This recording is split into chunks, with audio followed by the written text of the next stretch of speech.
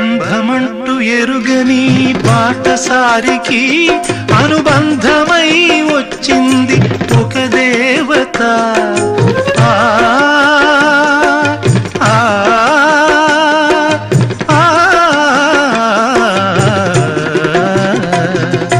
బంధమంటూ ఎరుగని బాటసారికి అనుబంధమై వచ్చింది ఒక దేవత.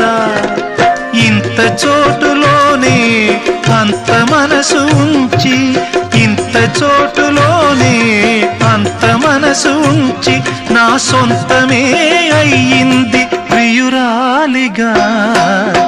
ముద్దబంతి నవ్వులో మూగ బాసలు, మూసి ఉన్న రెప్పలపై ప్రేమ లేఖలు.